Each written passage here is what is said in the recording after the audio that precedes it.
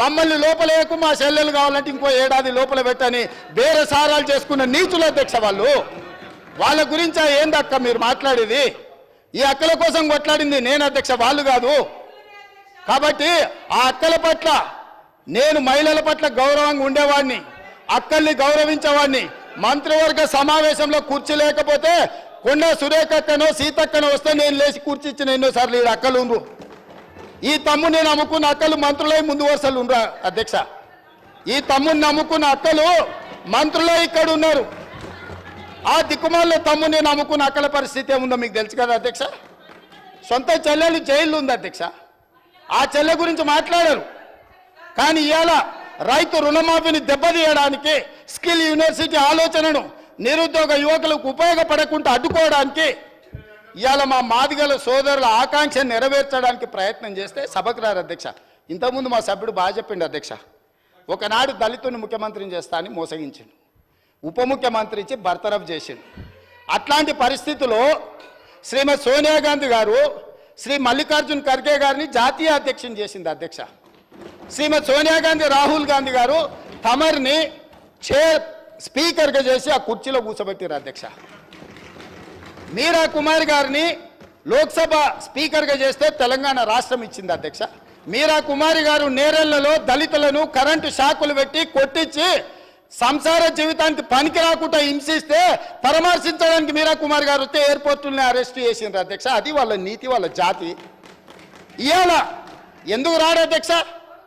మిమ్మల్ని సోనియా గాంధీ గారు, మల్లికార్జున్ ఖర్గే గారు, రాహుల్ గాంధీ గారు స్పీకర్ చేసి అధ్యక్ష స్థానంలో కూర్చోబెడితే మీరు అక్కడ కూర్చుంటే అక్కడ కింద కూర్చోవలసి వస్తుందని మీ ముందల కింద కూర్చోకూడదు అని ఇవాళ సభకు వస్తలేడు అధ్యక్ష.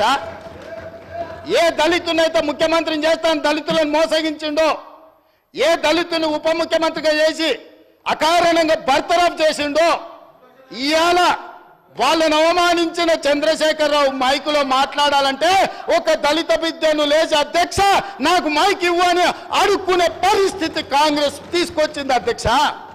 అది కాంగ్రెస్ గురించి మాట్లాడే అర్హత మీకెక్కడుందని నేను అడుగుతున్నా. కాంగ్రెస్ గురించి మాట్లాడే నీతి, జాతి, సింగిల్ విండో డైరెక్టర్ పోస్టు చంద్రశేఖరరావుకి ఎవరిచ్చారు అధ్యక్ష? కాంగ్రెస్ పార్టీ ఇచ్చింది. కాంగ్రెస్ సింగిల్ విండో డైరెక్టర్ ఇస్తే ఓడిపోయింది అధ్యక్ష. ఓడిపోయినా కూడా సింగిల్ విండో చైర్మన్ చేసిన మదన్ మోహన్ గారు. కాంగ్రెస్ రాజకీయ జీవితం పెట్టిందే వాళ్ళ కాంగ్రెస్. హరీష్ రావు గారు ఏముండే అధ్యక్ష? వార్డు మెంబర్ ఉండేనా? మీరు ఉన్నారు కదా ఆ రోజు ఎమ్మెల్యే వార్డు మెంబర్ లేని హరీష్ రావును రాష్ట్ర మంత్రిగా చేసింది రాజశేఖర రెడ్డి కాంగ్రెస్ పార్టీ కాదా అధ్యక్ష? ఇంతకంటే హీనమైన చరిత్ర ఎవరికన్నా ఉంటుందా అధ్యక్ష? ఇన్ని విషయాలు ఉన్నా మేము ఇక్కడ ప్రస్తావించదలుచుకోలేదు అధ్యక్ష. అవన్నీ ఎందుకనంటే గొప్ప లక్ష్యంతో స్కిల్ యూనివర్సిటీ తీసుకొచ్చినాం, గొప్ప లక్ష్యంతో మాదిగ ఉపకళాల వర్గీకరణ కోసం మేము ముందుకు వచ్చినాం. గొప్ప లక్ష్యంతో రైతు రుణమాఫీ చేసి రైతులను ఆదుకొని రుణ విముక్తులను చేసి తలెత్తుకొని ఆత్మగౌరవంతో రైతులు తిరిగే విధంగా ఇవాళ ముందుకు తీసుకెళ్ళాలి రైతులను. మేము వస్తే వచ్చిన కాడి నుంచి మైక్ ఇస్తేనేమో శాపనార్థాలు, మైక్ ఇవ్వకపోతేనేమో పోడియంలా మొత్తం సమయం తీయండి అధ్యక్ష.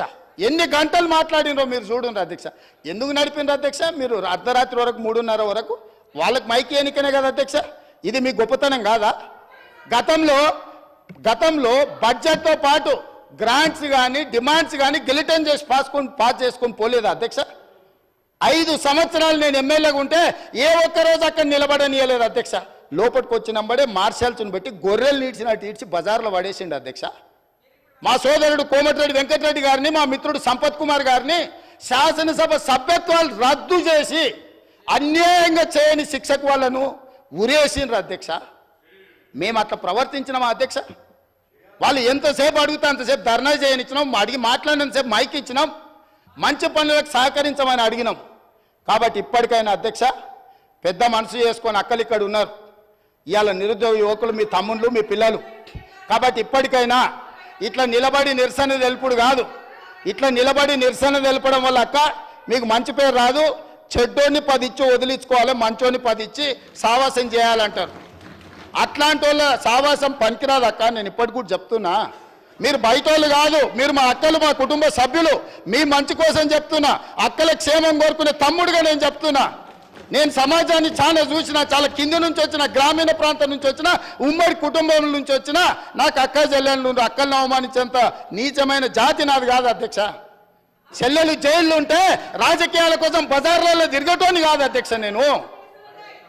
అందుకే అక్కలతో పాటు వాళ్ళకు కూడా నేను విజ్ఞప్తి చేస్తున్నా, రైతు రుణమాఫీని అభినందించండి, మాదిగల వర్గీకరణకు సహకరించండి, ఆర్డినెన్స్ తీసుకొస్తాం అవసరమైతే, లేకపోతే ప్రత్యేక శాసనసభ సమావేశాలు పెట్టి సుప్రీంకోర్టు ఇచ్చిన జడ్జిమెంటును ఇప్పుడు ఇచ్చిన నోటిఫికేషన్లలో కూడా మా మాదిగ బిడ్డలకు వర్గీకరణ ప్రకారం వాళ్ళకు రిజర్వేషన్లు అమలు చేయడానికి అవసరమైతే తమరి అనుమతి తీసుకొని మా మంత్రుల సహకారం తీసుకొని ప్రత్యేక సమావేశాలు పెట్టి మాదిగ సోదరులను ఆదుకుంటాం అధ్యక్ష. ఏళ్ళ కొద్ది దశాబ్దాల కొద్ది నిరీక్షించారు అధ్యక్ష. ఇవాళ వాళ్ళకి ఎంత మంచి సంతోషకరమైన పండుగ రోజు అధ్యక్ష. వాళ్ళ కళ్ళల్లో ఆనందం మనం 10 నిమిషాలు కూడా చూడలేము అధ్యక్ష. ఎన్ని తరాలు వాళ్ళు నిరీక్షించారు ఈ రోజు కోసము. ఇవాళ ఇన్ని తరాలు నిరీక్షించి వచ్చిన ఒక మంచి అవకాశం వాళ్ళు పండుగ చేసుకునే సందర్భంలో మనం వాళ్ళకి సహకరించాలి కదా అధ్యక్ష. దేవతలు యజ్ఞాలు చేస్తుంటే రాక్షసులు భంగం కలగనికి వచ్చిర్రట.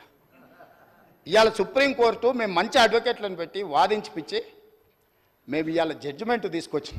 దామోదర రాజనరసింహ గారు ఇక్కడనే ఉన్నారు. వారిని పిలిచి, అడ్వకేట్ జనరల్ని పిలిచి 4 గంటలు నేను సమీక్షించి ఇది నిర్లక్ష్యం చేయడానికి వీల్లేదు,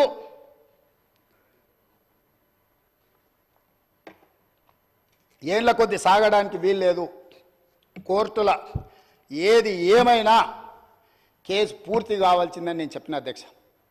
మా ఎమ్మెల్యేలు అందరినీ పిలుచుకొని మాట్లాడినా, మా నాయకులను పిలిచి మాట్లాడినా, మిగతా సహచర మంత్రివర్గ సభ్యులకు చెప్పిన మనకు బాధ్యత వచ్చింది.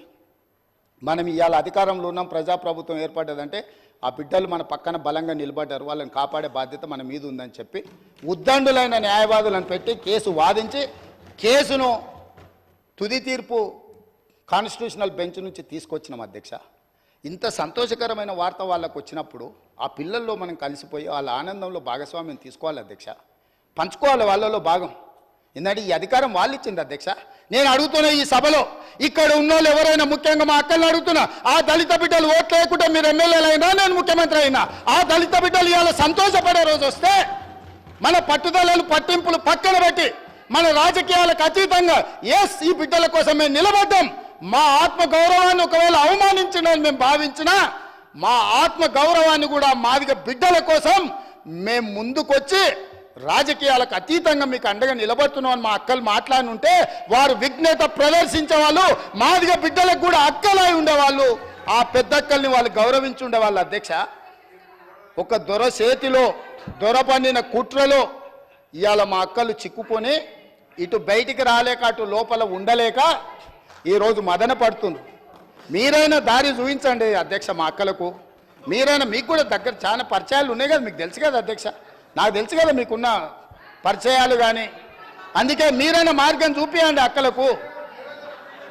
అదేవిధంగా ఏది ఏమైనా ఈ స్కిల్ యూనివర్సిటీ మీద మా భారతీయ జనతా పార్టీ సభ్యులు, మా మిగతా సభ్యులందరూ కూడా ఈ స్కిల్స్ యూనివర్సిటీకి అండగా నిలబడ్డందుకు అందరి పక్షాన, తెలంగాణ నిరుద్యోగ యువకుల పక్షాన అండగా నిలబడ్డ ప్రతి ఒక్కరికి మనస్ఫూర్తిగా ధన్యవాదాలు తెలియజేస్తున్నా అధ్యక్ష.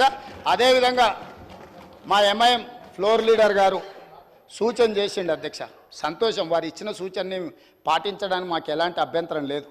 వారు ఇచ్చిన సూచన మేరకే నేను కూడా లేచి మిమ్మల్ని రిక్వెస్ట్ చేసిన, వాళ్ళకి మైక్ ఇవ్వండి అధ్యక్ష, ప్రధాన ప్రతిపక్షం మాట్లాడాలని.